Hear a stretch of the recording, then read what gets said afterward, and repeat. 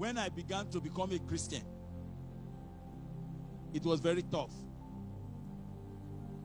Because in the whole of our family, nobody went to church. Not only that nobody went to church, church pastors used to come to our house to collect power.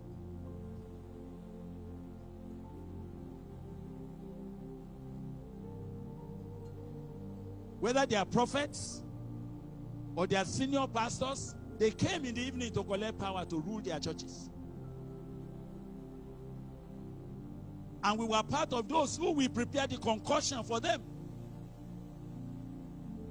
So it was not interesting for anybody to preach to me and say I should give my life to Christ. I say, which Christ? Christ that does not have power. Christ that cannot keep his people.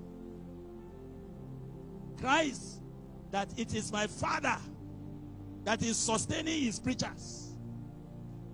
How can I leave what is real to follow useless things like that? That was my argument.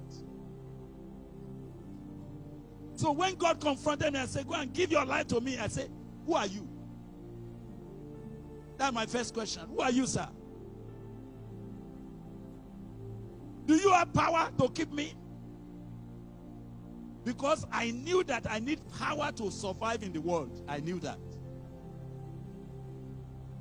I knew that if you don't have power, the world will mess you up. I knew that. I saw my uncles messed up. I saw my uncle who came home to marry.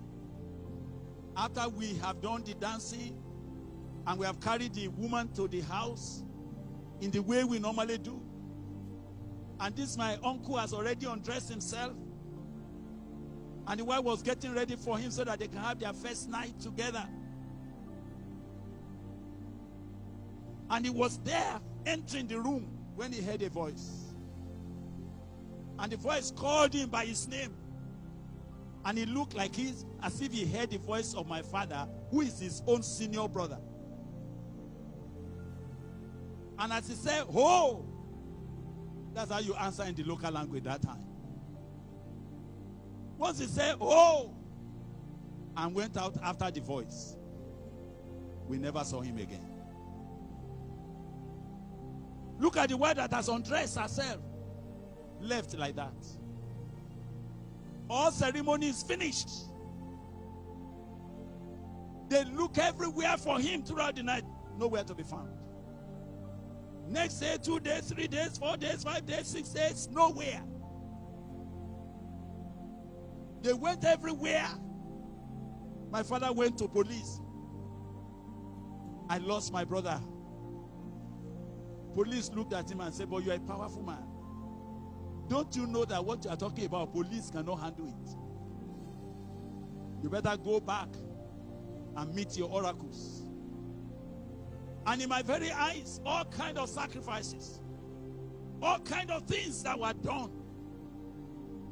To cut the long story short, after 9 days, those demons were talking to my father, who was their agent. And they were directing him, "Go this bush, go that way, go that way." And he was following them. If Jesus was no more powerful, I would never have left following my father.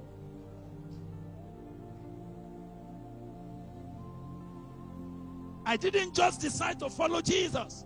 I have to be sure that he has power to keep me.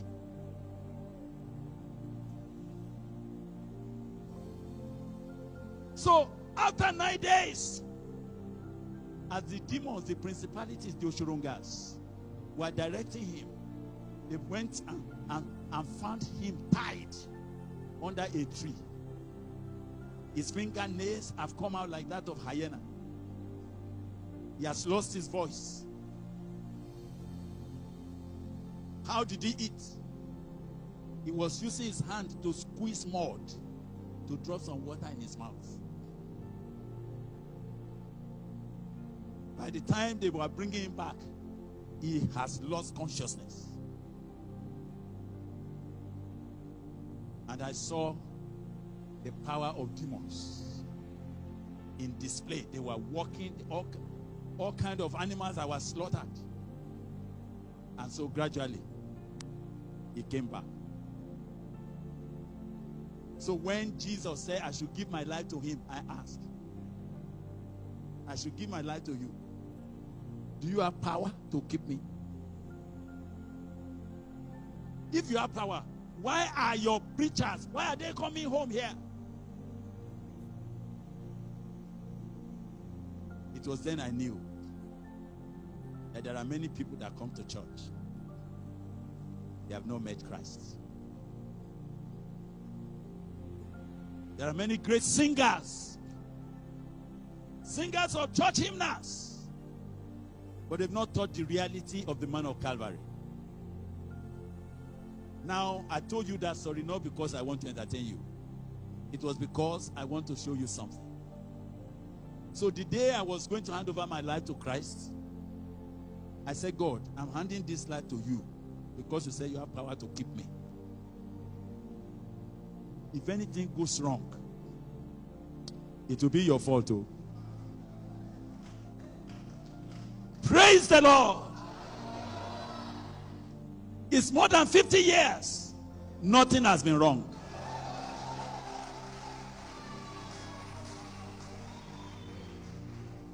When my father discovered that I gave my life to Christ, he started crying. He said, why am I living reality? That all these powers, it was for me, was keeping them. Why do I want to be following people that don't know anything?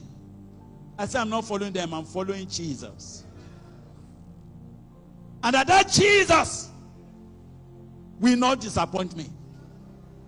And my father did his hand like this. You know when an elder do you like this, that means your eyes will see. And he said, I give you 2 years. You are coming back. And he gave me a proverb. What is the proverb? He said, every chicken, every hen, no matter how it goes, it will end in the pot. You know what he said? He said, wherever you go, no matter how you try, you will end up here. You'll come back here. And then he said, this one went and came back. That one came back. The more he said that, I entered into a covenant with God. I said, Father, if it remains tomorrow for me to go back, you must take me home. I have not left that covenant. But God said, I have all it takes to keep you. Not just to keep you barely. I have all it takes to make you what I said I will make you. So when we begin to talk tonight about being renewed like eagle, maybe for some of you, you don't know. Maybe for me, where can I return to? If I don't go on, where do I go back to? Will I go back and apologize to my father and say, Daddy, what you said is true. He has no power actually. So I've come back.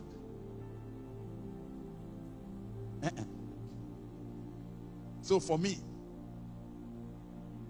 one matter is settled. I must go forward. I must increase. I must get to the height. Because I'm aware that some people are sitting, waiting, and say, let us see. No matter how chicken travel, he will return to the house. And the final fire will be the one that will roast him in the house.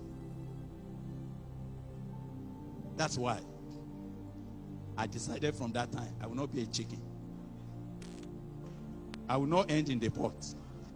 I don't know your decision. But whether God has power to keep you, there is no doubt about that. Whether God is able to make you all that he says he wants to make you, there is no doubt about that. And whether God is willing to do it.